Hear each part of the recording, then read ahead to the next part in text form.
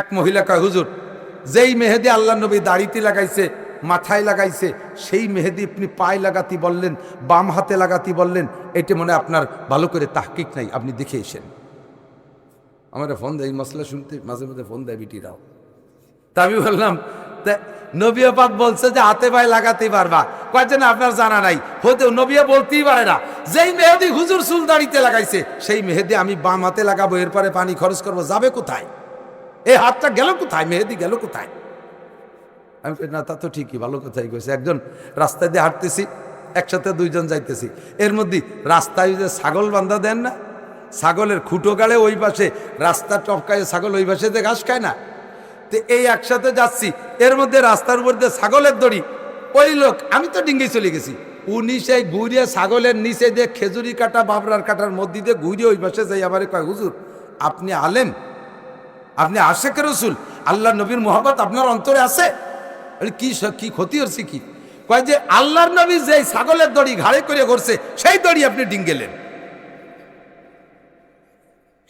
আমি তো ধরা খেয়ে গেছি, তোর এত মোহাব্বত, তাই নবীর দাড়ি কটা কাটছিস কে? এই দাড়ি কাটছিস কে? ধরা পড়ে গেছে না? শেষে কয়, আহা বোঝেন না হুজুর, যেই দাড়ি আল্লাহর নবীর মুখে রাখছে ওই দাড়ি আমার মুখে শোভা পায়। আল্লাহর নবীর মুখে দাড়ি তোর মুখে শোভা পায় না, তাহলে তোর মুখে জুতোর বাড়ি শোভা পায়। কথা বলা গিয়া শয়তানি হতে জায়গা পাও না। বললাম নবী পাক মাথায় আর দাড়িতে মেহেদি লাগাইছে, এই মেহেদি আপনি মহিলা হাতে পায়ে লাগাবেন না। কেন লাগাবেন না? নবী তো অর্ডার করছে। আপনি যদি ওই মহব্বতে না লাগান তাহলে আসেন, এবার আমার নবী মাথায় আর দাড়িতে, চুলে এবং দাড়িতে খুব তেল লাগাইতেন, খুব তেল লাগাইতেন, মাথায় লাগাইতেন, দাড়িতেও লাগাইতেন। সেই তেল কি আমরা শুধু মাথায় আর দাড়িতে লাগাই, না আরো মেলা জায়গা লাগাই? যত দূর হাতে নাগল পাই সেদূর লাগাই না? তা সে সময় কও না কে? কয় যে হুজুর না, তা তো ঠিকই কইছেন। সাইকেল থেকে নেমে পড়বা, আসসালামু আলাইকুম দাদা কেমন আছেন? তুমি কলেজে পড়ো, বিশ্ববিদ্যালয়ে পড়ো, মোটর সাইকেলে আসছো, মুরব্বীকে দেখে ব্রেক করিয়া আসসালামু আলাইকুম দাদা কেমন আছেন? তুমি ওয়ালাইকুম আসসালাম, তোমার তো চিনলাম না। দাদা আমার আব্বার নাম হলো আব্দুর রহমান মোল্লা। ও তুই আব্দুর রহমানের ছেলে? তো দাদাও এরকম ভদ্র ছিল। দোয়া করি ভাই তুই অনেক বড় হ। কথা কন। আর এই মুরব্বীর পাশে মোটর সাইকেল চালায় যা সময় মাইটি রাস্তা ধুলো বালিতে ভরে গেছে, ওখানে যে পিক আপ মারি দিছো, ধুলোতে বুড়োর চোখ মুখ গুলাই যাইয়া গড়ুতি গড়ুতি খালের মধ্যে চলে গেছে, লুঙ্গিটা রাস্তায় পড়ে রয়েছে, বুড়ো ওই জায়গাতে শুলিয়ে মুলিয়ে যে আল্লাহ এ কোন শয়তানের ভালাই ফেলাই নিয়ে আমার মরার ডেট কি ফেল হয়ে গেছে নাকি? আমি আর কতদিন বেঁচে থাকবো? আল্লাহ কয় ক্যা? দেখলে না কাজটা করলো কি? এ শয়তানের বাচ্চা, শয়তানগুলো জ্বালায় তো রাস্তায় দিয়ে আটার কায়দা নেই। আল্লাহ কয় তোমার মূর্তি দেরি আছে আরো 10 বছর। তুমি মসজিদে আজান দাও না? কয় জি। কয় ওই মসজিদে আর একটা মুয়াজ্জিন পয়দা হওয়ার আগ পর্যন্ত তোমার হায়া, তবে ওই যেটা বেয়াদবি করছে ওরে এখনই ফেলাই দিচ্ছি, তুমি উঠে আসো। বুড়ো দুয়ে মুছে সাফ করে উঠে রাস্তায় দিয়ে আইটে একটু আগে দিয়ে মোড়ের পর লোকজন জড়সড়ো। কি খবর? কয় যে এই মাত্র একটা ছেলে মোটর সাইকেল চালায় আইছে, পিছনে পাওয়ার ব্যাংক ছিল একটা। পাওয়ার ব্যাংক বোঝেন? সুন্দরী মাইয়েরটা ল্যাংটা হয়ে বসানো, না হলো পাওয়ার ব্যাংক। এটা পাওয়ার দিছে, এই জায়গায় জোরে পিক আপ মারছে আর ট্রাকের মধ্যে ঢুকে চলে গেছে। ওই যে মাথাটা খালের মধ্যে, বডিটা রাস্তার পর। মাত্র 3 মিনিট আগে ওই বুড়োর সাথে বেয়াদবি হয়েছে, বুড়ো আল্লাহর কাছে নালিশ করছে, আল্লাহ জায়গায় ফেলাই দিছে। কথা কি বুঝছেন? এই গুণগুলো আমাদের অর্জন করা দরকার আছে। যুবক করবা, কথা বলো, সালাম দিবা বিনয়ের সাথে। আর সালাম দেখি সুর সুর, সালামের সুর তো সেইরকম কেমন যেন থাপ্পড় দেয় দেয় বাপ। সালাম আলাইকুম হুজুর, কয় টিপ মারি আইছেন? আমার সাথে সাক্ষাৎ করতেছে। হুজুর কয় টিপ মারি আইছেন? আমার সাথে দেখা করতেছে। এতে কি বুঝছি জানো? তুমিও বেয়াদব, তোমার মাও বেয়াদব, তোর আব্বাও বেয়াদব, তোর পূর্বপুরুষ বেয়াদব, তোর গ্রাম ধরে বেয়াদব। কতক্ষণ ঠিক ঠিক না? তোরা কেউ আদব শিক্ষা দেয় নাই। আমি টিপ মারি না কি করি, তাই তোর দরকার কি? তুই এসে বলবি আসসালামু আলাইকুম হুজুর, অনেক কষ্ট করে আসছেন, কি খেদমত করতে পারি হুজুর? আসেন, আপনার রিসিপশনে আমরা আসছি হুজুর, ভিতরে বসার জায়গা, কি খেদমত করতে পারি? পানি দেবো হুজুর? আপনি ওয়াশরুমে যাবেন হুজুর, ফ্রেশ হবেন, কি কি লাগবে? তুমি এভাবে বলো। কয়টি মারি আইছেন? কয় টাকা কামাই আইছেন? আর কয় জায়গা যাবেন? দাতালের বেটা দাতাল। টাকা এত টাকা থন কোন ব্যাংকে, ওরে হিসেব দিতে হবে। ও আমার ছেলের বয়সীও না, সে আমার এই কয়, বুঝছি যে তোমার গোষ্ঠী শুদ্ধ শেষ। মসজিদের সামনে যুবক আমার গলা জড়াই দরিয়া খটখটায় কান্দি দিতেছে, গাল ভরা মুখ ভরা পান ছিল, গালের ওই পাশ আমার গলার ওই ধারে বুক নিয়ে খুশি, হুজুর আমি আপনার কঠিন ফ্যান। এই কয়ে হাসছে না কানছে আল্লাহ জানে, ওরে দেই যে পিছন পাশে স্প্রে হয়ে গেছে পানে। কাজটা লিখি কয় হুজুর আপনারে জন্মের ভালোবাসি, এই মোহাব্বত করে ভালোবাসা আমার এইভাবে জয়। আমি ভালো যখন বাসিস চল মসজিদে যাই, চল মসজিদে যাই, আজান হয়েছে নামাজ পড়ি। যাওয়া তো দরকার হুজুর, প্যান্ট পাক নাই।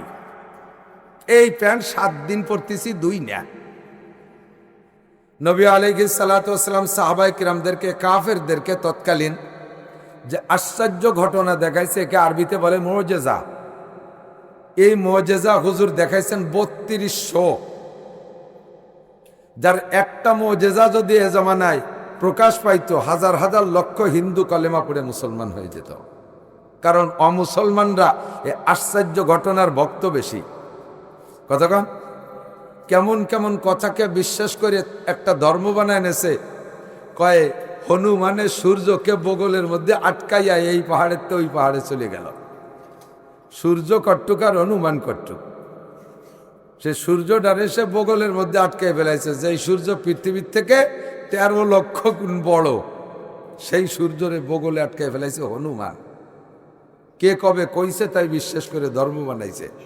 তো অমুসলমানরা আশ্চর্য খবরের খুব বিশ্বাসী।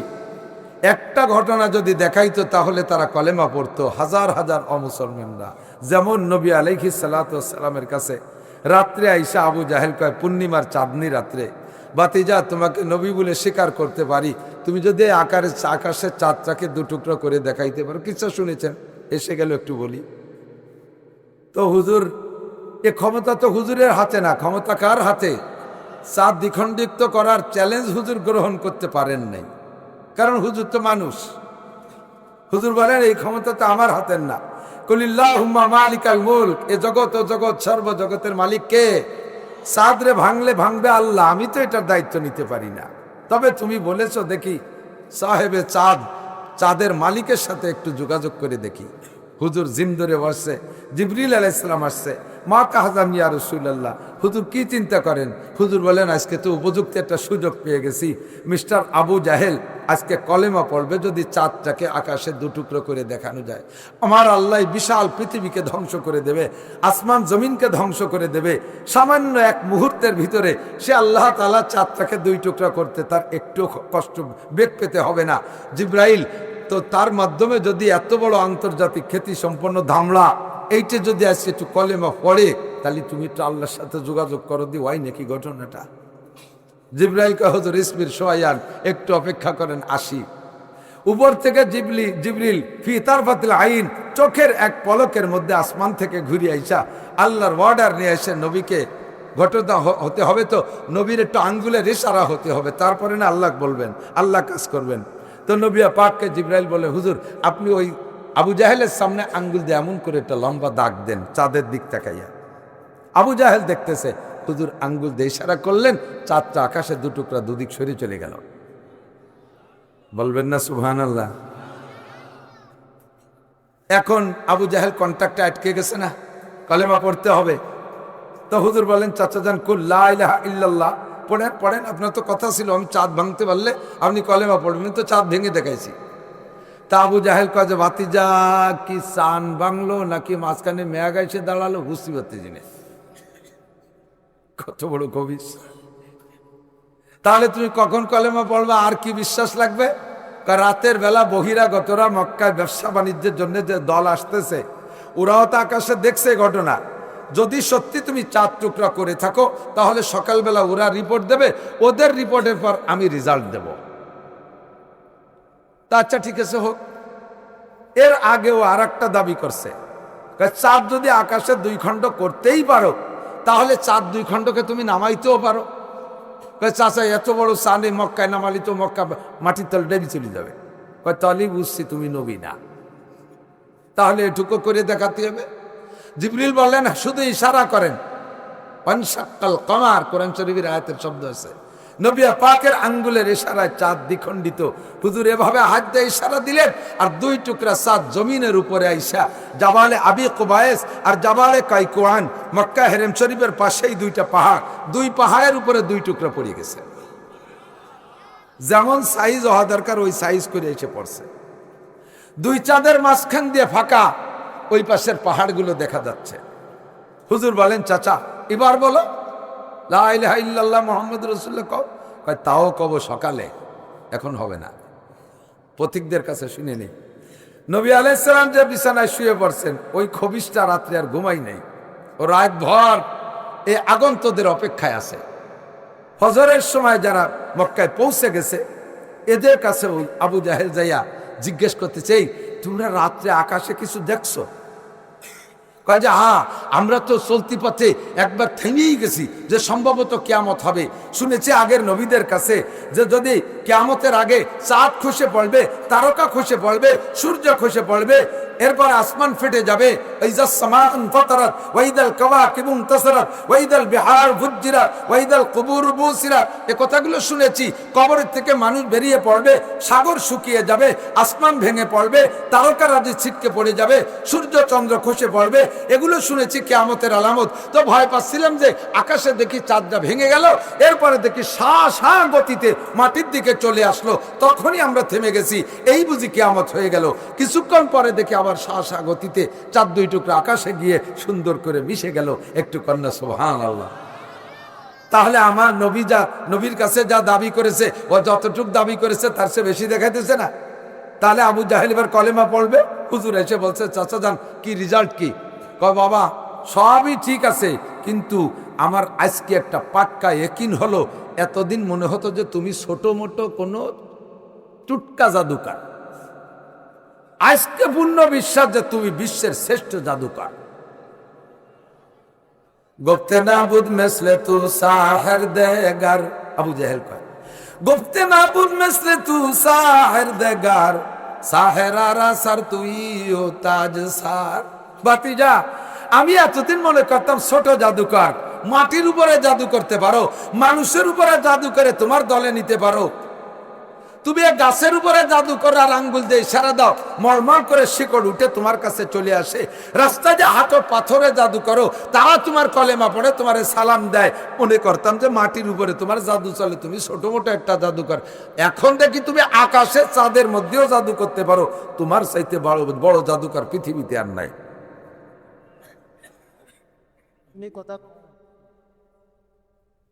কথা থাক, লাইট আর লাগবে না, হয়েছে তো। আল্লাহ কেমন লাগে কন্ত? যতটুক দাবি করছে তার চেয়ে পাইয়ে গেল বেশি। কলেমা পড়া উচিত না? নবী পাক অভিযোগ করলেন, রব্বি ইলা মান আরসালতানি, ও আল্লাহ তুমি আমারে কার কাছে পাঠাইছো? যতটুক দাবি করেছেন তার চেয়ে বেশি দেখাইলাম। তোমার কুদরত দেখাইয়া দিলে আল্লাহ। তারপরও সে আমারে জাদুকর কয়। আল্লাহ কয় লা তাহজান ওয়া লা তাখাফ, টেনশন করো না, ভয় পেও না। লাস্তা আলাইহিম বিমুসাইতির ওয়া মা আলাইকা ইল্লাল বালাগ, তোমার দায়িত্ব শুধু পৌঁছিয়ে দেওয়া, কয়নার দাওয়াত তুমি পৌঁছিয়ে দিবা, হিদায়াত গ্রহণ করার জিম্মাদারি তার কাছে। মাই ইন্নাকা লা তাহদি মান আহবাবতা, তুমি যাকে পছন্দ করো তাকে তুমি হিদায়াত দিবা, এই ক্ষমতা তোমার হাতে না। আল্লাহ পাক মাইয়াহদিল্লাহু ফাহুয়াল মুহতাদ ওয়া মান ইউদ্লিল ফালান তাজিদ লাহু ওয়ালিয়াম মুরশিদা। আল্লাহ যাকে হিদায়াত দেয় সেই হিদায়াত পায়, আল্লাহ যারে হিদায়াত দেয় না ওই লোকটার জন্য সারা দুনিয়ার নবী রাসূলের বক্তারা বয়ান করে তারে হিদায়াত দিতে পারবে না। আপনি টেনশন করেন না, আবু জাহেল হিদায়াত না পাইলে আপনার নবুয়তিতে যাররা পরিমাণ ঘাটতি আসবে না। ফাতাওয়াল্লাহু আলা কুলুবিহিম ওয়ালা সামিহিম ওয়ালা আবসারিহিম গিশাওয়া, ওর অন্তরে মোহর লাগাই দিয়েছি, চোখের সামনে পর্দা ফেলাই দিয়েছি, কানের সামনে পার্টিশন লাগাই দিয়েছি।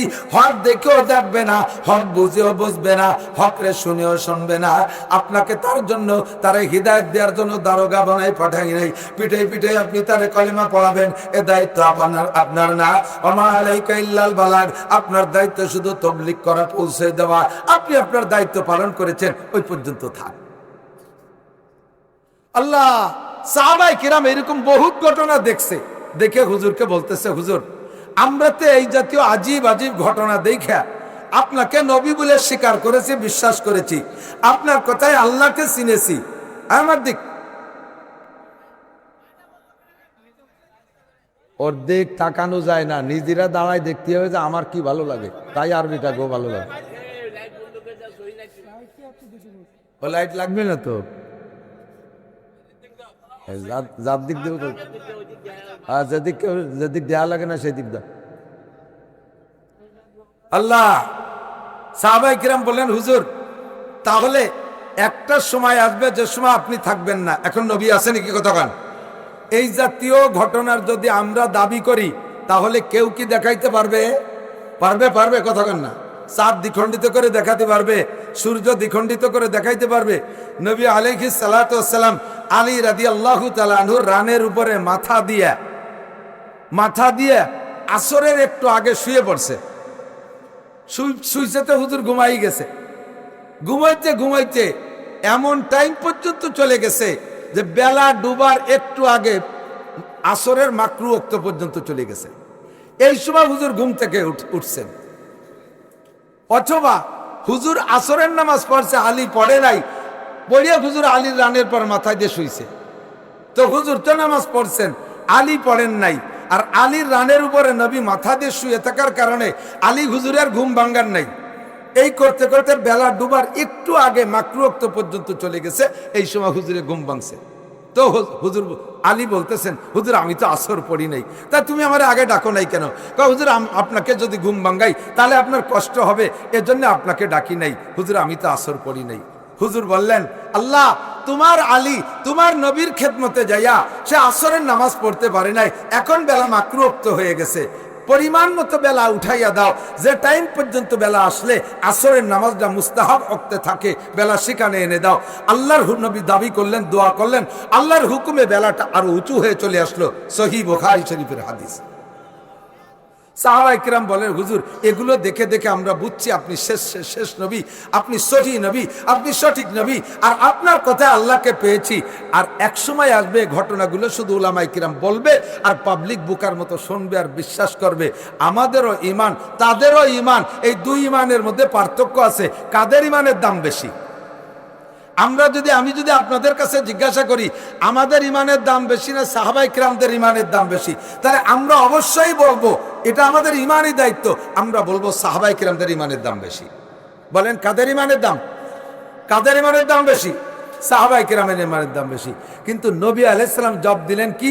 হুজুর বললেন, তোমাদের ঈমানের চাইতে আমার আখেরি উম্মতের ঈমানের দাম 100 গুণ বেশি। তাদেরকে আল্লাহ তাআলা যদি এই জামানায় সৃষ্টি করতো তাহলে আমি নবীকে দেখতো, আমারে দেখার বদৌলতে যে ফজিলত সাহাবা হওয়ার মর্যাদা এটা তারা পাইতো। তো তাদেরকে যেহেতু আল্লাহ তাআলা এখন সৃষ্টি করেন নাই, আল্লাহই তাদের পিছে ফেলায় দিয়েছে, কাজে আল্লাহ তাআলা তাদেরকে অন্যভাবে পুষিয়ে দেবে। তোমরা আমার সাথে থাইকা যারা কলেমা পড়ে ইসলাম গ্রহণ করবে, মোমেন হবে, তোমাদের ঈমানের চাইতে আমার আখেরি উম্মতের ঈমানের দাম আল্লাহ তাআলা 100 গুণ বাড়ায় দেবে।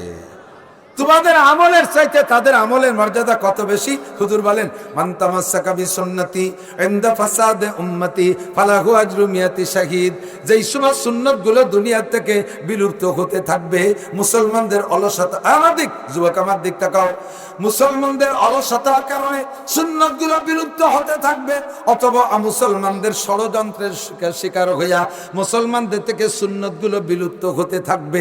মুসলমানদের অলসতা, দাড়ি না রাখলে কি হয়েছে, দাড়ি একটু খাটো রাখলি বা কি হয়েছে, টুপি ছাড়া নামাজ পড়লে কি সমস্যা, পাগড়ি না পড়লি বা কি হয়েছে, এত বড় 43 বন্ধের জামা না গাই দিয়া একটু শর্ট গেঞ্জি আর একটু শর্ট প্যান্ট পরলি তো 70 টাকা হয়ে যায়।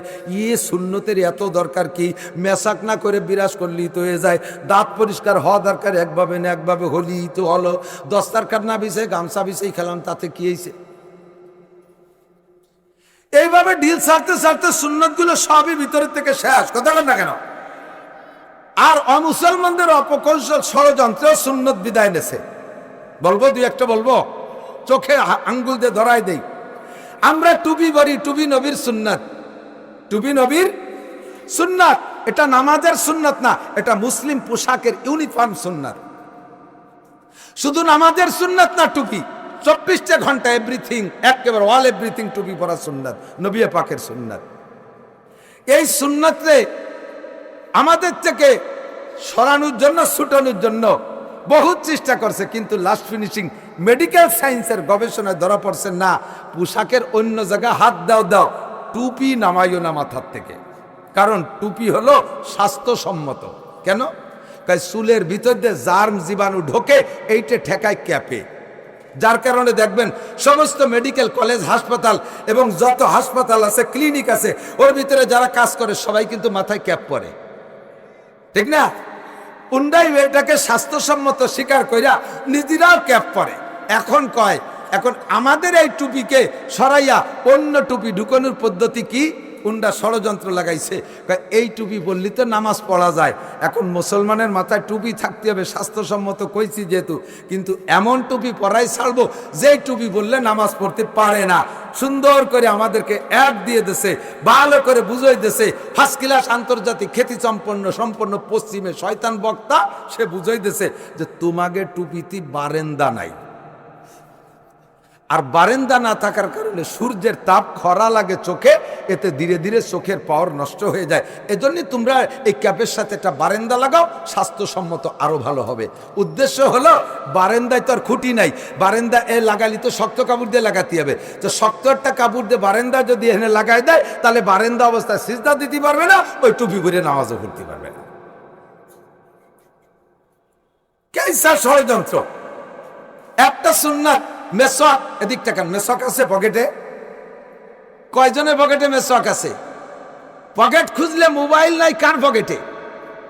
এত বড় মোবাইল, একটা কম্পিউটার, ল্যাপটপের মতো মোবাইল প্যান্টের পাশার পিছন পাশে পকেটের মধ্যে ঠাইছে গুজে ঢুয়ে তুইছে। এত বড় সিগারেট, ব্যানসনের প্যাকেট, তা তোমার পকেটে জায়গা পায়, মোবাইলে জায়গা পায়। তোমার পকেটের ভিতরে গাঁজা জায়গা পায়, ইয়াবা জায়গা পায়, ফেন্সিডিল জায়গা পায়, হিরোইন জায়গা পায়, অনেক কিছু তোমার পকেটে জায়গা পায়। অথচ পকেটে একটা মেসওয়াক রাখতে ডিস্টার্ব হয়, ইংরেজিতে মশলাকা ডিস্টার্ব হয়। মেসওয়াকের লাভ শোনেন, বলবো। রেগুলার যারা মেসওয়াক করবে ওদের শারীরিক স্বাস্থ্যসম্মত, স্বাস্থ্যগত দিক দিয়ে লাভ হলো, মেডিকেল সায়েন্সের আবিষ্কার, তিক্ত গাছের ডাল দিয়ে যদি কাঁচা ডাল দিয়ে রেগুলার মেসওয়াক করে, তাহলে 1 নম্বরে দাঁত ভালো থাকে, 2 নম্বরে চোখের পাওয়ার বাড়ে, এগুলো শারীরিক লাভ। 3 নম্বরে হজমি শক্তি বাড়ে, 4 নম্বরে যৌন ক্ষমতা বৃদ্ধি পায়, 5 নম্বরে রেগুলার যদি তিক্ত গাছের ডাল দিয়ে মেসওয়াক করে, তাহলে তার ডায়াবেটিস হওয়ার সম্ভাবনা কম থাকে। কথা বোঝেন? এ হলো আমার শারীরিক লাভ। এবার আমার উকরবি লাভ, পরলৌকিক লাভ কি? যুবকরা খেয়াল করো, আমার এই মেসওয়াকের দ্বারা আখেরাতের লাভ কি? 1 নম্বর লাভ, 5 ওয়াক্ত যারা অজুতে মেসওয়াক করে অজু বানাইয়া নামাজ পড়বে, যেই ওয়াক্তের অজুতে মেসওয়াক করে অজু বানায় নামাজ পড়বে, 1 ওয়াক্তের বিনিময়ে তাকে 70 ওয়াক্ত নামাজের সওয়াব দেওয়া হবে। পড়বেন 1 ওয়াক্ত ঈশা, আপনার আমল নামায় 70 ওয়াক্ত ঈশা লিখে দেওয়া হবে। সুবহানাল্লাহর জুত ভালো ভালো না, আল্লাহ কয়টা আর একটু ভালোই রে কও আল্লাহ। 2 নম্বর লাভ, এদিক 2 নম্বর লাভ হলো যারা রেগুলার অজুতে মেসওয়াক করে অজু বানাবে, তাদের আমল, তাদের মরণকালে কলেমা নসিব হবেই হবে। লাভ কি? নবী পাক বলেন, মান কানা আখিরু কালামিহি লা ইলাহা ইল্লাল্লাহ ফাদাখালাল জান্নাহ, যেই লোকটার জীবনের শেষ কালেমা হবে লা ইলাহা ইল্লাল্লাহ ফাদাখালাল জান্নাহ, ওই লোকটা যেন জান্নাতে চলিয়াই গেল। ও জান্নাতে যাবে তা না, ফাদাখালাল জান্নাহ, ও যেন জান্নাতে চলিয়াই গেল, ওর কোনো বাধা নাই। 3 নম্বর লাভ, আমার দিক তাকান, রেগুলার যারা ওযুতে মেসওয়াক করে, ওই লোকটা মরণের পরে তার জানাজার নামাজে 70,000 ফেরেশতা হাজির হয়। আমাকে এই বিশাল লাভ থেকে বঞ্চিত করার জন্য সুকৌশলে কয়েকে মেসওয়াক, তোমরা তো আশাইল বাগান কয় নাকি, আশাইল বাগান কি কয়, আশাইল বাগান দিয়ে তো বানাও, ওতে শিয়ালে পেশাব করতে পারে, কুত্তোয় পেশাব করতে পারে, ওর মধ্যে জান জীবাণু থাকে, করোনা মাহায় থাকতে পারে, ওর মধ্যে যাইও না, দাঁতের ক্ষতি হবে ইত্যাদি ইত্যাদি ভয় দিয়ে। তাই দাঁত মাজবো কী দিয়ে? আমরা বিরাজ বানায় দিচ্ছি, গমের তৈটে পেপসোডেন দিয়ে বিরাজ ফায়ার করবা, এইভাবে দাঁত সাফ হয়ে যাবে, ভিতরে সব নষ্ট হয়ে যাবে, সাফ সুতরা পরিষ্কার হয়ে যাবে। এমন সুন্দর করে একজাট দানা কাটা পরি সুন্দরী মাইয়ে দিয়ে টেলিভিশনের ভিতরে ক্লোজ আপ করে যে ভ্যাকসি মারে, যুবকরা সব শীতকায় তৈরি পড়ে যায়। সকালবেলা যাইয়া পেপসোডেন্টার বিরাজ কিনে নিয়ে আসে, জীবনে কোনোদিন মেসকের খবর নেয় না। এমন সুন্দর করে দাজ্জালি ফেতনায় আমাদের ভিতরে বিরাজ ঢুকাই দিছে যে প্রত্যেকটা মুসলমান এখন মেসক চেনেই না। কথা বলেন ঠিক কি ঠিক না? পুরুষরা একটু ব্যবহার করলেও যারা তবলিগি গেছে, মহিলাদের বাড়ি কয়জনের কাছে মেসক কাছে খুঁজে দেন দি। এইভাবে সুকৌশলে সুন্নত বিতাড়িত করে দিচ্ছে। আল্লাহু আকবার। এই আল্লাহ নবী সাহাবায়ে কিরামদেরকে বলেন, তোমরা যারা আমার সামনে আসো, তোমরা আসো অনুকূল পরিবেশে। কি পরিবেশ? আরে কথা কয় না, কি পরিবেশ? অনুকূল পরিবেশে ইবাদত করা সহজ, প্রতিকূল পরিবেশে ইবাদত করা অত সহজ না। যেমন আমি আরো দুই চারটে বলি, এদিক তাকান। এই মাদ্রাসার ছাত্ররা, এই মাদ্রাসায় কি মেয়েরা পড়ে নাকি? বড় মেয়েরা পড়ে? পড়ে না। চার দেওয়াল দিয়ে আটকানো যদি থাকে, তাহলে সারা বছর যদি ওর ভিতরে আমরা খানা পরিবেশন করি, লিল্লা বডিগে যদি তারা খায়, অথবা তাদের টাকায় যে তারা বডিগি খায়, সারা বছরের ভিতরে তারা কখনো মাদ্রাসা থেকে বের না হয়, তাহলে এই ছেলেগুলো এবং শিক্ষকরা কখনই কি কোনো মেয়ের মুখ দেখবে? তাহলে ওরা সারাটা বছর 100% পর্দা করলো না? ওদের এই 100% পর্দা করা কঠিন না সহজ? সহজ। একটা মাইয়ের মধ্যে আসে না, তবে পর্দা করবে কিভাবে? ঠিক না? এর ভিতরে থেকে পর্দা করা সহজ। এই একটা হুজুর বা ছাত্র যদি 1 বছর মাদ্রাসায় 4 দেওয়ালের মধ্যে বন্দি থাইকা এরপরে বছরের শেষে ক্রেডিট ঝাড়ে, আমি 1 বছর বেপর্দা করি নাই, আল্লাহ বলবেন থ্যাংক ইউ, তোমাকে ধন্যবাদ, তুমি ভালো কাজ করেছো। তবে তোমার চাইতে কোনো কলেজের শিক্ষক অথবা যেখানে সহশিক্ষা আছে, নারী পুরুষ একসাথে পড়ে, ওই জায়গার কোনো শিক্ষক বা ছাত্র যদি বলে আজকে আমি 2 ঘন্টা ক্লাস টাইমে কোনো মেয়ের দিকে তাকাই নেই, এই হুজুর 1 বছর পর্দা করে জেনে কি পাবে? ওই কলেজ স্টুডেন্টের শিক্ষক মাত্র 2 ঘন্টা পর্দা করে তার চাইতে বেশি নেকি পাবে। কারণ ইনি পর্দার পরিবেশে আছে, এখানে পর্দা করা সহজ, আর সে হলো পর্দার পরিবেশে না, সে প্রতিকূল পরিবেশে আছে। কতক্ষণ?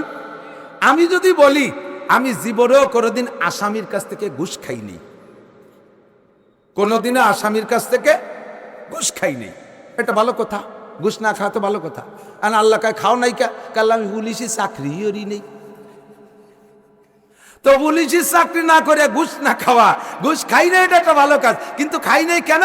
আমি ঘুষ খাওয়ার পরিবেশে যাই নাই। কোন দারোগা যদি আমি জীবনে ঘুষ খাই নাই, কোন পুলিশ যদি বলে জীবনে ঘুষ খাই নাই, কোন ওসি সাহেব যদি বলে 1 মাস ঘুষ খাই নাই, আমি 100 বছর ঘুষ না খাইয়ে যে নেকি পাইছি, উনি 1 মাস ঘুষ না খেয়ে তার চেয়ে বেশি নেকি পাইছে। কারণ সে প্রতিকূল পরিবেশে, যেখানে ঘুষ খাওয়ার পরিবেশ, ওই জায়গা থেকে সে বেঁচে রয়েছে। কথা বলেন ঠিক ঠিক না? আমি যদি বলি আমি ভিজিএফ কার্ড বেছে খাই না, পঙ্গু ভাতা বেছে খাই না, বয়স্ক ভাতা বেছে খাই না, আমি টোন মারি না, মন মারি না, আমি কোনো দুর্নীতি এই ইউনিয়নের কোনো মালের করি না, কেন করেন না? আমি কোনোদিন চেয়ারম্যানও হইনি, মেম্বারও হইনি, কাজেই আমি এগুলো পাইও না, খাইও না। এইটার ভিতরে কোনো কারামতি নাই। যদি কোনো চেয়ারম্যান মেম্বার বলতে পারে আমি 1 ফুট গরিবের মাল মারি খাই নেই, জনগণের 1 টাকা আমি মারি খাই নেই, তাহলে 1 মাস যদি সে মারিয়ে না খায়, আমি 100 বছর মারিয়ে না খাতে যে নেকি, উনি 1 মাসের ভিতরে তার চেয়ে বেশি নেকি পাবে। কারণ সে আছে প্রতিকূল পরিবেশে, আমি আছি অনুকূল পরিবেশে। আমার ইবাদত করা সহজ, তার ইবাদত করা অত সস্তা না। কথা কন না? ঠিক কি ঠিক না? ঠিক না? 90 বছরে বুড়ো, 90 বছরে বুড়ো নাকের মধ্যে পাইপ দিয়ে সেলাইন খাওয়াচ্ছে, শুয়ে শুয়ে আস্তাগফিরুল্লাহ, আমি আর কোনোদিন জিনা করব না। আল্লাহ কাজ কেন করবো না? কাজে নাকের মধ্যে দিয়ে পাইপ ডুয়ে দিছে। তুমি কোন বয়সে তওবা করলে? যে সময় তোমার এনার্জি সব শেষ। কথা কন?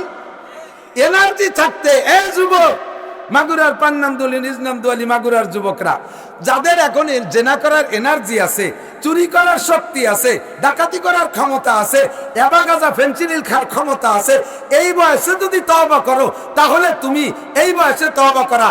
আল্লাহ আল্লাহু আকবার। বুজুর্গানে দিন বলে, দরজওয়ানি তওবা করদেন শিবায়ে পয়গম্বরিস, দরজওয়ানি তওবা করদেন শিবায়ে পয়গম্বরিস, ওয়াক্ত পীরি গুরগে জালেম মিশাওয়াত পরহেজগার।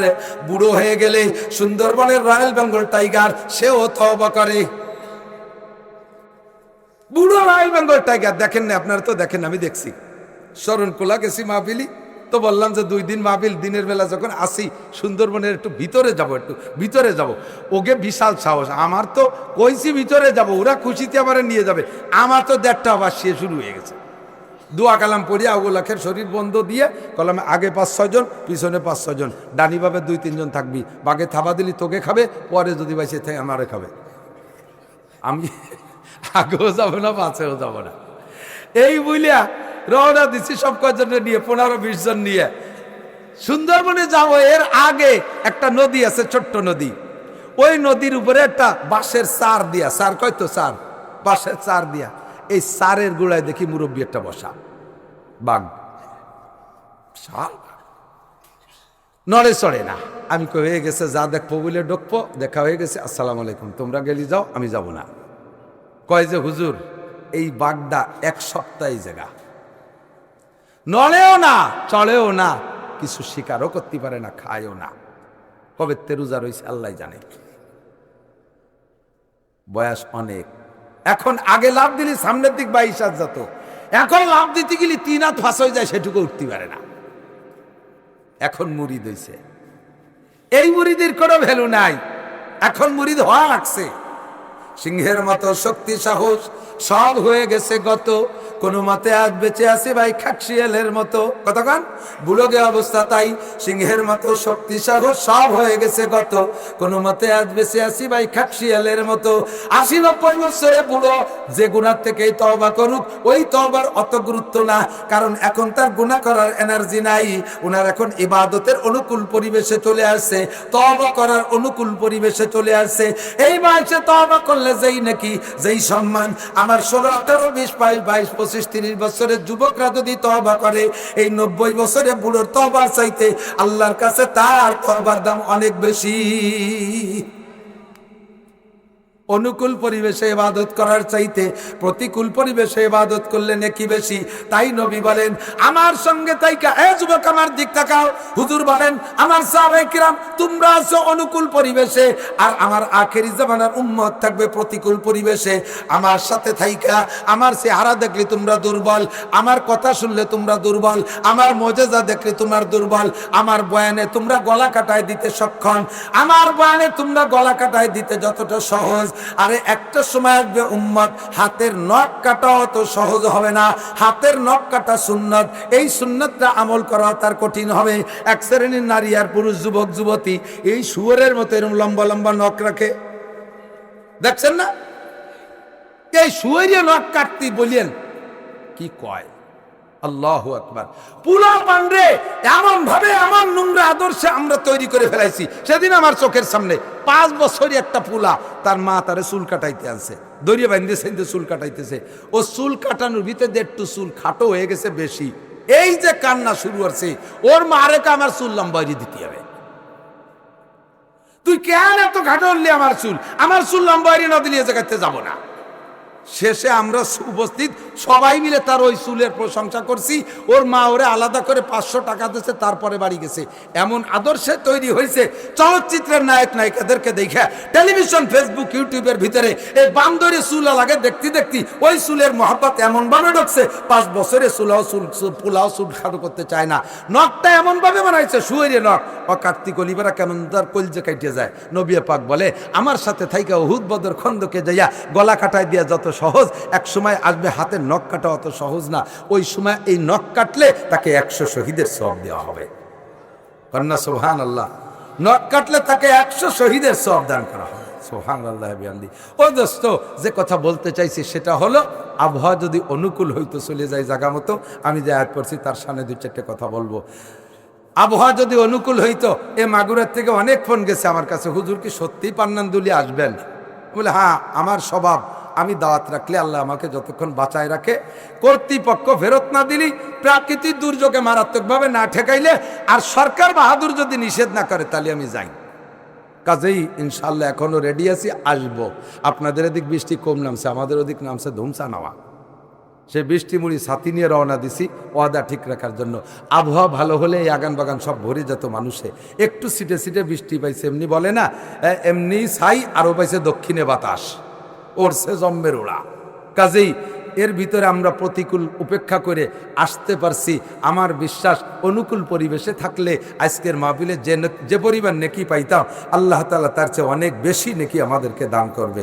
আল্লাহ আমাদের নসিব করে, জোরে বলেন আমিন। ফাঁকে ফাঁকে ভূমিকার ভিতর দিয়ে যে কথাগুলো বলছি, এ কথাগুলোর পর আল্লাহ আমল করার তৌফিক দান করুন, বলেন আমিন। তাহলে মেসরটাকে আমল করা যাবে? কতক্ষণ যাবে?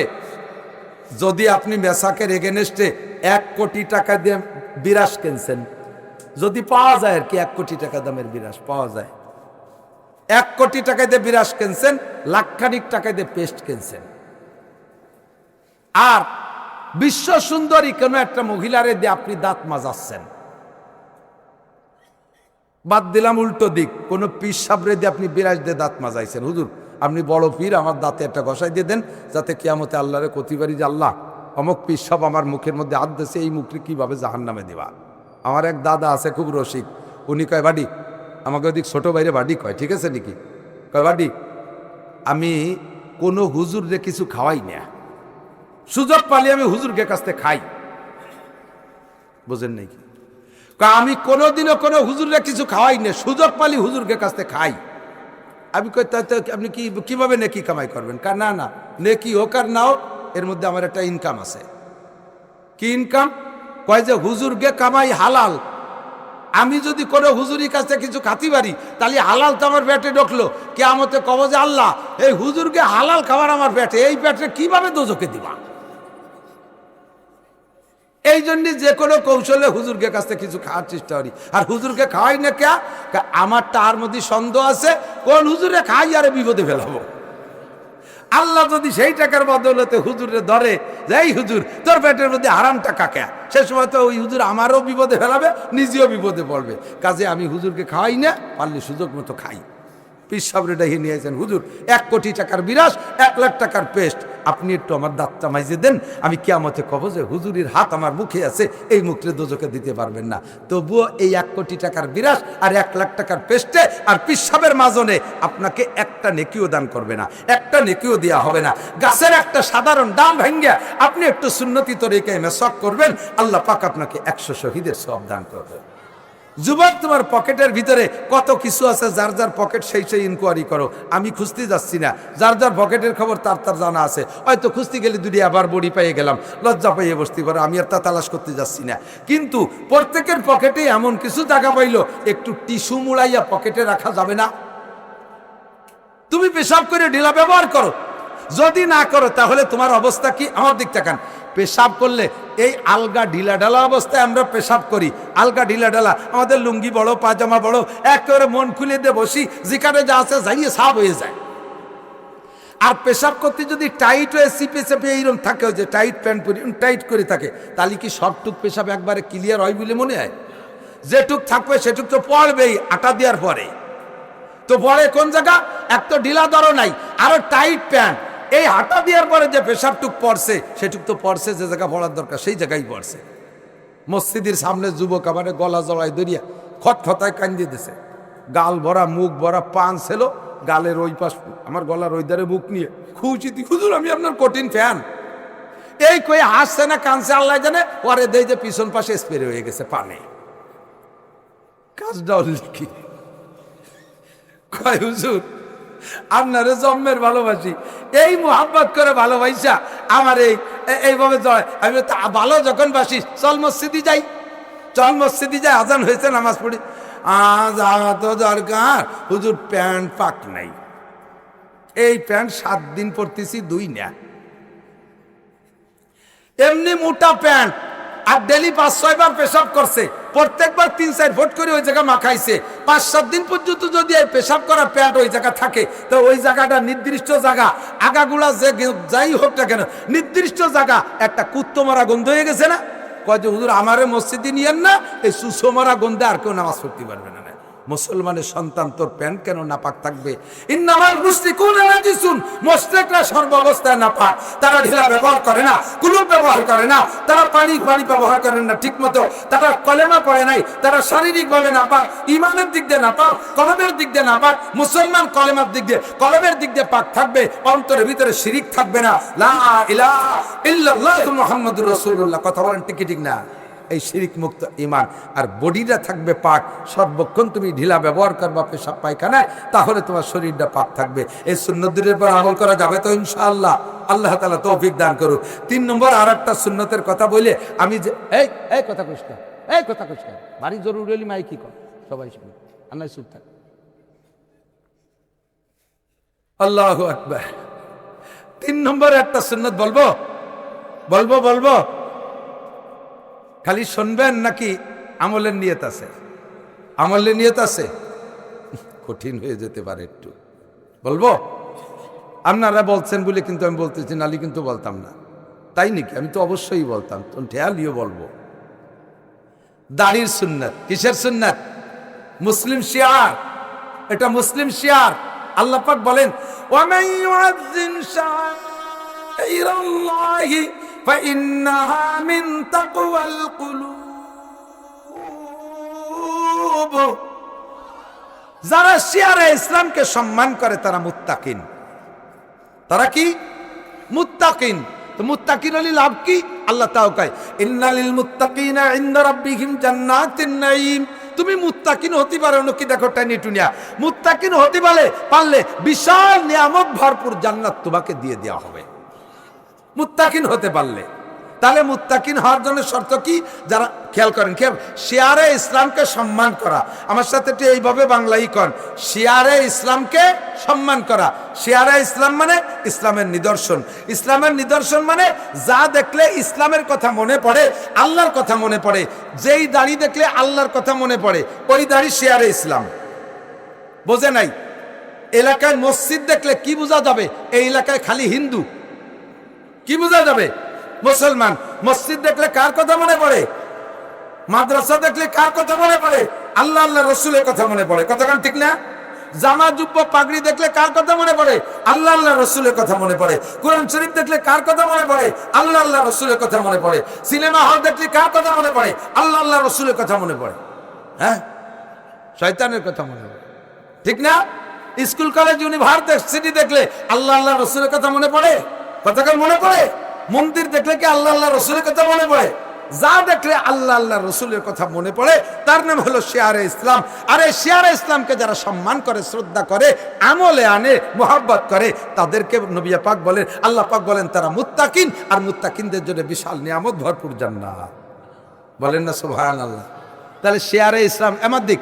দাড়ি আর দাড়ি আর মুসলমানেরও আছে, হিন্দুকে আছে, আছে না? তো হিন্দু সাধুরা যে দাড়ি রাখে, সেই দাড়ির সাথে কি রাখে? মোষ। দাড়ি দে মোষ দে এমন একটা ফিগার, ওর চা খায় কোন হুটো দিয়ে সে ভাগও খুঁজে পাওয়া যায় না। কথা কর না কেন? আর মুসলমানের দাড়ি কচ্ছু সারে বাবা বুল্লোহা, কচ্ছু সারে বাবা বুল্লোহা। দাড়িরে ছেড়ে দাও, মোষরে কেটে দাও, এমন কাটো মোষরে হাত্তা ইউরা বিয়াজুল জাল, যাতে চামড়ার সাদা দেখা যায়। আর দাড়িরে কতটুকু রাখবা? ছেড়েই দেবা, ও কাটবাই না কোনোদিন। যদি একান্ত বেশি লম্বা হয়ে যায়, জটমট দড়ি যার ভয় থাকে, তাহলে 1 মুঠ আন্দাজের এভাবে ধরে এই নিচের টুক কেটে দাও। 4 মাযহাবের 4 ইমাম, কওমি মাদ্রাসার হুজুর বলেন, আলিয়া মাদ্রাসার হুজুর বলেন, আরে সরমুনার দল বলেন, তবলিগওয়ালা বলেন, জামাত ইসলাম বলেন, যারা আমরা মাযহাব মানি, সবাই মিলে আমরা 4টে মাযহাবকে সহি মানি।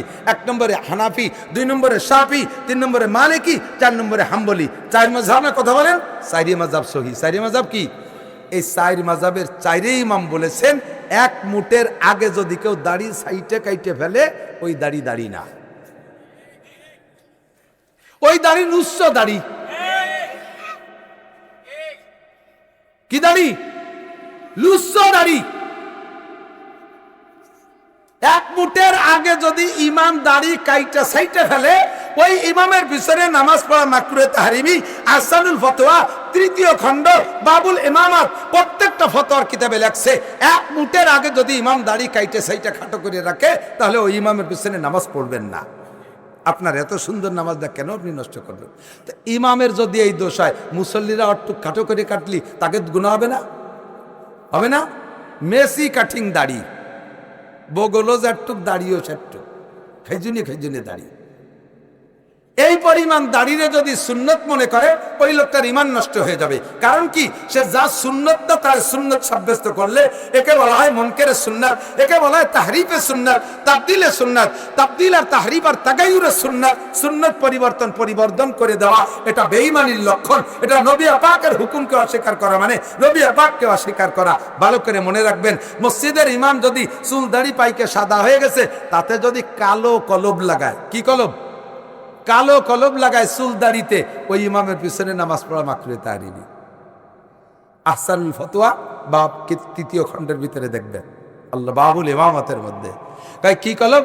মেহেদি লাগাইতে পারেন, ডাইরেক্ট মেহেদি অথবা মেহেদি কালার লাল কলব লাগাইতে পারেন, তাহলে সুন্নত হবে। নবী পাকের 19টা চুল দাড়িতে 19টে পাক ছিল, এই 19টে যখন মেহেদি লাগাইতেন সারা মাথায় তো লাগাইলে কালোটাই তো টের পাওয়া যায় না, সাদাটা যখন লাল হইতো তখন সাহাবায়ে কিরাম বলতেন যে এই কালো দাড়ির ভিতরে লাল দাড়ি কটা এমন দেখা যাইতো, একটা একটা করে গুনিয়ে ফেলানো যাইতো। আর হুজুর বলতেন, ইহুদ নাসারাদের সাথে তোমরা বিরোধিতা করো কি দিয়ে? চুল দাড়ির ভিতরে লাল মেহেদি লাগাইয়া তাদের সাথে বিরোধিতা করো। তাহলে মেহেদি লাগানো সুন্নাত। পুরুষরা চুল দাড়িতে লাগাবে, তবে হাতে পায়ে লাগাইতে পারবে না। নখে যদি ইমাম সাহেব, নখে হাতে পায়ের নখে যদি ইমাম সাহেব মেহেদি লাগাইয়া নামাজ পড়াতে ইমামতি করে, তার ইমামতি করা মাকরুহে তাহরিমি। মুসল্লিরা পুরুষরা হাতে পায়ে লাগাইলে মাকরুহে তাহরিমি, তবে মহিলারা হাতে এবং পায়ে মেহেদি লাগানো সুন্নাত। হুজুর বলছেন লাগাইতে। এক মহিলা কয়, হুজুর যেই মেহেদি আল্লাহ নবী দাড়িতে লাগাইছে, মাথায় লাগাইছে, সেই মেহেদি আপনি পায়ে লাগাতে বললেন, বাম হাতে লাগাতে বললেন, এটা মনে আপনার ভালো করে তাহকিক নাই, আপনি দেখে এসেন। আমার ফোন দেয়, এই মশলা শুনতে মাঝে মাঝে ফোন দেয় বিটিরাও। তা আমি বললাম, নবী পাক বলছে যে হাতে পায়ে লাগাতে পারবা, কয়েকজন আপনার জানা নাই, হতে নবী বলতেই পারে না। যেই মেহেদি হুজুর চুল দাড়িতে লাগাইছে, সেই মেহেদি আমি বাম হাতে লাগাবো, এরপরে পানি খরচ করবো, যাবে কোথায়? এই হাতটা গেল কোথায়? মেহেদি গেল কোথায়? আমি না, তা তো ঠিকই, ভালো কোথায় গেছে। একজন রাস্তায় দিয়ে হাঁটতেছি, একসাথে 2 জন যাইতেছি, এর মধ্যে রাস্তায় যে ছাগল বান্ধা দেন না, ছাগলের খুঁটো গাড়ে ওই পাশে রাস্তা টপকায়, ছাগল ওই পাশে যে ঘাস খায় না, তো এই একসাথে যাচ্ছি, এর মধ্যে রাস্তার উপর দিয়ে ছাগলের দড়ি, ওই লোক, আমি তো ডিঙ্গি চলে গেছি, উনি সেই ঘুরিয়ে ছাগলের নিচে দিয়ে খেজুরি কাটা বাবরার কাটার মধ্যে দিয়ে ঘুরিয়ে ওই পাশে যাই। আবার কয়, হুজুর আপনি আলেম, আপনি আশেকে রসুল, আল্লাহ নবীর মোহাব্বত আপনার অন্তরে আছে? কি ক্ষতি হচ্ছে কি? কয় যে আল্লাহর নবী যে ছাগলের দড়ি ঘাড়ে করে করছে, সেই দড়ি আপনি ডিঙ্গেলেন। আমি তো ধরা খেয়ে গেছি, তোর এত মোহাব্বত, তাই নবীর দাড়ি কয়টা কাটছিস কে? এই দাড়ি কাটছিস কে? ধরা পড়ি গেছে না? শেষে কয়, আহা বোঝেন না হুজুর, যেই দাড়ি আল্লাহর নবীর মুখে রাখছে, ওই দাড়ি আমার মুখে শোভা পায়? আল্লাহর নবীর মুখে দাড়ি তোর মুখে শোভা পায় না, তাহলে তোর মুখে জুতোর বাড়ি শোভা পায়। কথা বল না কে? শয়তানি হতে জায়গা পাও না। বললাম নবী পাক মাথায় আর দাড়িতে মেহেদি লাগাইছে, এই মেহেদি আপনি মহিলা হাতে পায়ে লাগাবেন না। কেন লাগাবেন না? নবী তো অর্ডার করছে। আপনি যদি ওই মোহাব্বতে না লাগান, তাহলে আসেন এবার, আমার নবী মাথায় আর দাড়িতে, চুলে এবং দাড়িতে খুব তেল লাগাইতেন, খুব তেল লাগাইতেন, মাথায় লাগাইতেন, দাড়িতেও লাগাইতেন। সেই তেল কি আমরা শুধু মাথায় আর দাড়িতে লাগাই, না আরো মেলা জায়গা লাগাই? যত দূর হাতে নাগল পাই সেদূর লাগাই না? তা সে সময় কও না কেন? কয় যে হুজুর না, তা তো ঠিকই কইছেন। তাহলে ঠিক তোমরা ফয়সালা দাতা তোমরা না, কোরআন হাদিস দেইখা গুছাই গাছাই প্লেটে করে এনে দিয়ে গেলাম, এইটার পর আমল করো। যেটা সুন্নাত সেটিকে সুন্নতের জায়গায় আমল করবা, বেশি বুদ্ধি খাটাতে যাওয়ার দরকার নাই। কথা কোন ঠিক না? আমাদেরকে সৃষ্টি করেছেন কে? আমরা সৃষ্টি জগতের সবচাইতে সেরা, ঠিক না? মানুষ সবচেয়ে, যুবক আমার দিক তাকাও, হিন্দু বলেন, বুদ্ধ বলেন, খ্রিস্টান বলেন, মুসলমান বলেন, হাস্তিক বলেন, নাস্তিক বলেন, মুরতাদ বলেন, বেঈমান বলেন, কাফের বলেন, মুশরিক বলেন, ইহুদি বলেন, নাসারা বলেন, যাই বলেন, যত জাতি বলেন, যার নাম মানুষ, সে সূর্যের চাইতেও দামি, চন্দ্রের চাইতেও দামি, আসমানের চাইতেও দামি, জমিনের চাইতেও দামি, সারা দুনিয়া সবকিছুর চাইতে সে দামি। এবার তার এই দামটাকে ধরে রাখার জন্য সামান্য একটু মেহনত করতে হবে। যদি এই মেহনত করে, তাহলে সে কাবা ঘরের চাইতেও দামি। আর যদি এটুক না করে, আল্লাহ পাক বলেন সুম্মা রাদাদনাহু আসফালা সাফিলিন, তুমি সবচাইতে নিকৃষ্ট। উলাইকা কাল আনআমি বাল হুম আদাল্লু, এগুলো চতুষ্পদ জন্তুর চাইতেও খারাপ। আল্লাহু আকবার। তো দোস্ত, আমরা একটু শুকর আদায় করি। সমস্ত সৃষ্টির ভিতরে আল্লাহ তাআলা আমাদেরকে সর্বশ্রেষ্ঠ করে বানাইছে, বলি না আলহামদুলিল্লাহ। আরও শুকর আদায় করতে পারবেন। হাতি যত বড় হোক আল্লাহ হাদ্দে বানাই নেই। হরিণ যত সুন্দর দেখা যাক আল্লাহ হাদ্দে বানাই নেই। ময়ূর এত সুন্দর দেখায় আল্লাহ তারা হাদ্দে বানাই নেই। অত্যন্ত সুদর্শন পাখি দেখা যায় মাঝে মাঝে, এ পাখির একটাও আল্লাহ হাদ্দে বানাই নেই। এমনকি জিনকে আল্লাহ হাদ্দে বানাই নেই, এমনকি ফেরেশতাদেরকে আল্লাহ হাদ্দে বানাই নেই। আল্লাহ তাআলা চাঁদটাও হাদ্দে বানাই নেই, সূর্যটাও হাদ্দে বানাই নেই। আল্লাহ আসমানটা হাদ্দে বানাই নেই, জমিনটা হাদ্দে বানাই নেই। আল্লাহর কাবা আল্লাহ নিজ হাদ্দে বানাই নেই, বাইতুল মুকাদ্দাস আল্লাহ নিজ হাদ্দে বানাই নেই। এগুলো সব বানাইছে ফেরেশতা দিয়ে। শুধুমাত্র 5টা জিনিস হাত দিয়ে বানাইছে, তার মধ্যে আল্লাহ তাআলা মানুষকে বানাইছে নিজ হাত দিয়ে। তাহলে মানুষ অবশ্যই, ঠিক না? আল্লাহ পাক রব্বুল আলামিন এই দামি মানুষটারে বানাইলেন কি দিয়ে? বানাইছে কি? যুবক, মাগুরার যুবক, আমার দিক তাকাও। এই দামি মানুষটারে আল্লাহ হীরা কাঞ্চন দিয়ে বানাতো। তালি এদিক খেয়াল করেন, যদি হীরা কাঞ্চন দিয়ে বানাতো তাহলে নকও হীরা কাঞ্চন হতো। যেটুক বাইয়ে যেত ওইটুক কাটিয়ে বেশি পয়সা কামাই রেখাতে পারতাম। যে মানুষটার আল্লাহ সোনা দিয়ে বানাতো, দামি, ঠিক আছে, দামি পদার্থ দিয়ে বানাতো। এই মানুষটা আল্লাহ রূপো দিয়ে বানাইতো, মণিমুক্তা দিয়ে বানাইতো। তা দিয়ে না বানাইয়া আল্লাহ তাআলা মানুষকে বানাইছে কি দিয়া? মানুষকে কবরে দাফন করার সময় আপনি বলে আসেন রেগুলার, মিনহা খলাকনাকুম। কথা কার? আমরা তো নাকেল নকল করি, কথা তো আল্লাহর। আল্লাহ বলেন আমি মাটি দিয়ে তোমাকে বানাইছি, মিনহা খলাকনাকুম, তোমাদেরকে আমি মাটি দিয়ে বানাইছি। প্রত্যেক দিন এই কবরে কত মানুষ দাফন করলেন, এই দোয়াটা আপনি পড়েন। ওই দোয়াটা তো মাইয়েতরে শুনানোর দরকার না, নবী পড়তে বলছেন তাই পড়ি। বাকি ওই সময় পড়ে নিজেকে নিজে ওয়াজ করি, নিজেকে নিজে ওয়াজ করি। আরে আজকে যারা মাটির মধ্যে দাফন করতেছি, আমিও তো তার মতো একজন মানুষ, তারও যেমন মাটি দিয়ে বানানো হয়েছে, আমাকেও কি দিয়ে বানাইছে? মিনহা খলাকনাকুম, তোমারে মাটি দিয়ে বানাইছি, তোমারে সোনা দিয়ে বানাই নেই, এদিক তোমারে হীরা কাঞ্চন দিয়ে বানাই নাই, মাটি দিয়ে বানাইছি। কেন? কয় মাটির ভিতরে 2টা গুণ আছে, যে 2টা গুণ আমার খুব ভালো লাগে। একটা গুণ হলো মাটি ভদ্র, মাটি সভ্য, মাটি ধৈর্যশীল, মাটি আমানতদার। মাটি ভদ্র, মাটি ধৈর্যশীল, মাটি সভ্য, আর একটা হলো মাটি আমানতদার। সভ্যতা, ভদ্র, যুবক আমার দিক, কথা কয় না, নড়াচড়া রে। সভ্যতা, ভদ্রতা, নম্রতা আল্লাহ তাআলা পছন্দ করে, আর মাটির মধ্যে তাই আছে। এই মাটির উপরে 50 তলা 100 তলা দালান বানান, মাটিতে কোনোদিন কয় না মিয়া তুমি তো 2 মণ বতি পারো না, আমার গাড়ি এত বড় উঠে দাও কে? কইছে কোনোদিন? মাটিরে কাইটা বিরাট পুকুর বানাইয়া 50 বছর পানি খাইছি, এবারে ড্রেজার দিয়ে ভরে সেনে 50 তলা দালান উঠে দিছি, কোনোদিনও মাটিতে কলো না মিয়া এইরকম যা খুশি তাই করো, 50 বছর কাটিয়া করে এত বড় ভুঁড়ি বানাই বিল্লিয়া, এরপরে আবার এত বড় বিল্ডিং উঠে দাও, তুমি কয় মন বতি পারো, তোমার গায়ে কয়টা কোপ সহ্য হয়? কোনোদিন কইছে? মাঠে হাল চাষ করি, লাঙ্গল দিয়ে চৈষে জমিন দিয়ে চৌচির করে ফেলাই, কোনোদিন মাটিতে কলো না মিয়া তোমার গায়ে তো একটু নখের আসল সয় না, আমারই ভাবে ভাড়ো কে? কইছে কোনোদিন? এই সব ধৈর্য মাটির মধ্যে আছে।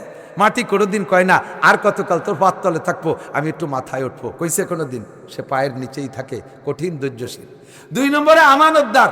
মাটিরে একটা ধান দেই, সেই ধানের থেকে একটা গাছ দেয় মাটি, সেই মাটিতে আবার 7টা গাছ দেয়, 7টা গাছের মাথায় 7টা শীষ হয়। ফিকুল্লি সুম্বুলাতিন মিয়াতু হাব্বা, প্রত্যেক শীষের মাথায় 100 করে ধান হয়। একটা ধান মাটিরে দিলে মাটি আমারে 700 ধান দেয়। একটা আমের বীজ মাটিরে দিলে 50 বছর 100 বছর আমারে হাজার হাজার আম দেয়। একটা কাঁঠালের বীজ মাটিরে দিলে মাটি আমারে 100 বছর পর্যন্ত হাজার হাজার কাঁঠাল দেয়। একটা নারকেলের বীজ মাটিরে দিলে মাটি আমারে 50 বছর পর্যন্ত কত নারকেল দেয়। কতক্ষণ ঠিক কি ঠিক না? এই মাটির ভিতরে আমানতদারি আছে, আর এই মাটির মধ্যে ধৈর্য আছে। এই জন্য আমি মানুষ, এই 2টি গুণ আমার খুব ভালো লাগে। এরা অহংকার করে না, মাটিতে অহংকার করে না, তাকাপ্পুরি করে না, ফকর করে না, বেয়াদবি করে না। এই 2টি জিনিস আমার ভালো লাগে। এই জন্য মানুষ তোমাদেরকে মাটি দিয়ে বানাইছি, সোনায় দিয়ে বানালি, সোনার মধ্যে অহংকার আছে, রূপর মধ্যে অহংকার আছে, কথা কয় না কেন? হীরা কাঞ্চনের মধ্যে অহংকার আছে। অহংকার আমার ভালো লাগে না। তোমারে যদি সোনায় দিয়ে বানাইতাম, তোমার দাপটে অহংকারে আমি আল্লাহই টিকতে পারতাম না। তোরে মাটি দিয়ে বানাইছি, মিনহা খলাকনাকুম, তোর মধ্যে 2টি গুণ দেখতে চাই। যুবক, তোমার মধ্যে 2টা গুণ চাই। কয়টা? 1 নম্বরে ভদ্র হতে হবে, 1 নম্বরে ভদ্র। নম্র, সভ্য, তোমার চাল চলন, উঠা বসা, মোটর সাইকেল চালানো, মুরব্বীদের সাথে সাক্ষাৎ, দেখা হলেই সাইকেল থেকে নেমে পড়বা, আসসালামু আলাইকুম দাদা কেমন আছেন। তুমি কলেজে পড়ো, বিশ্ববিদ্যালয়ে পড়ো, মোটর সাইকেলে আসছো, মুরব্বীকে দেখে ব্রেক করিয়া আসসালামু আলাইকুম দাদা কেমন আছেন। তুমি ওয়ালাইকুম আসসালাম, তোমার তো চিনলাম না। দাদা আমার আব্বার নাম হলো আব্দুর রহমান মোল্লা। ও তুই আব্দুর রহমানের ছেলে, তো দাদাও এরকম ভদ্র ছিল। দোয়া করি ভাই তুই অনেক বড় হ।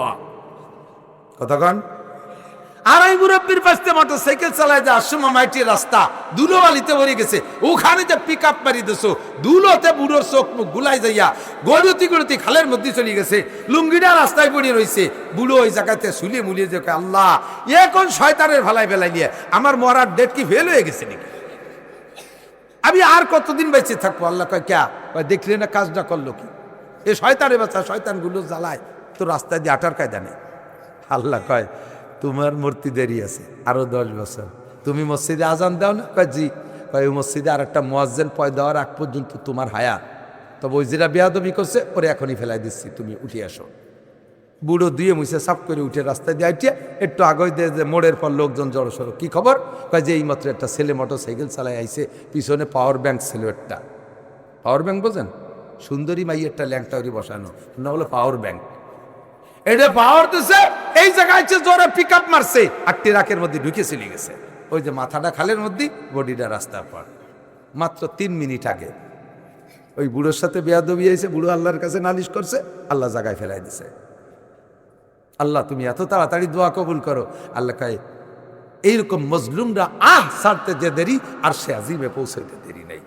ও যুবক ছোট বড় যারাই আছিস ভদ্র হয়, শোনা মুরব্বীদেরকে দেখলে সাইকেল স্লো চালাও, মোটর সাইকেল আসতে চালাও, দেখলে নেমে দাঁড়াও, বিনয়ের সাথে একটা সালাম দাও, আসসালামু আলাইকুম রহমতুল্লাহ, তুমি না খলাক নাকুম, কারণ তোমারে বানাইছি মাটি দিয়ে, মাটির যোগ্যতা তোমার মধ্যে নাও, তুমি দামি হবা, তোমার মধ্যে আমানতদারি থাকতে হবে, তোমার কাছে 100 টাকা দিলে তুমি 500 টাকা বানায় দাও, 100 টাকা দিলে 500 টাকা বানায় দাও, তোমার কাছে একটা কথা যদি কেউ বলে ওইটাকে আমানত করো, ওইটাকে হেফাজত করো, ওইটা তুমি 12 জায়গা ছড়াই দিয়া ওই লোকটাকে অপমান করো না।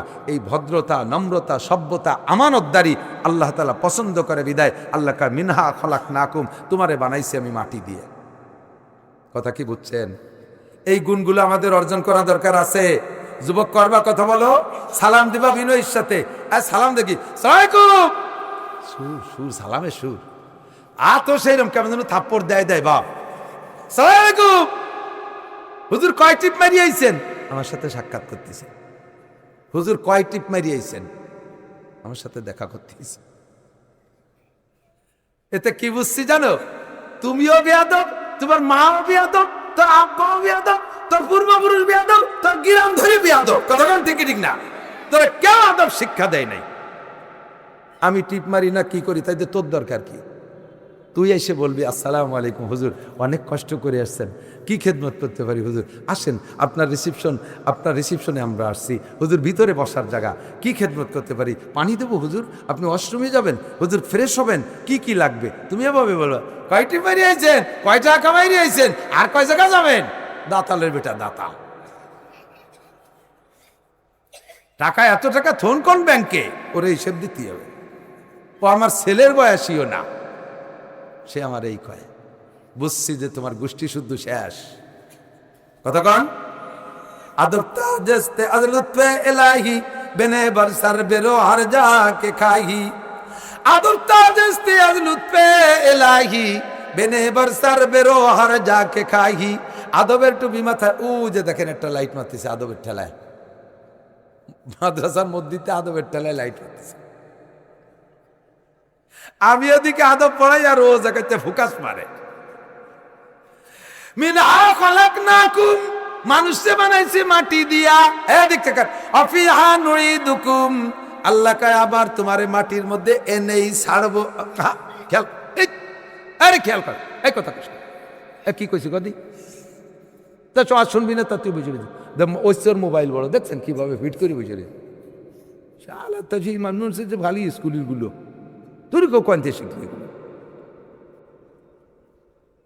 অফিহা নুইদুকুম, এই ওলামাইকের কাছে শুনে দেখেন, আল্লাহ বলেন নাই বানাইছি আমি মাটি দিয়ে, পরে অফিহা তাউদুন, তোমরা আবার একটু আইসো।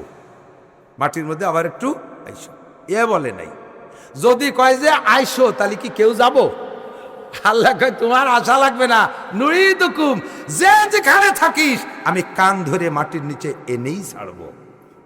কতক্ষণ ঘরে আমার উত্তরা বরিবার আসমা আকে বাজেরে জমিগার দিনিয়া আলায়া সাকিনাল কসরিল মুআল্লা সাতুদফানু আন করিবিন ফিত তুরাবি।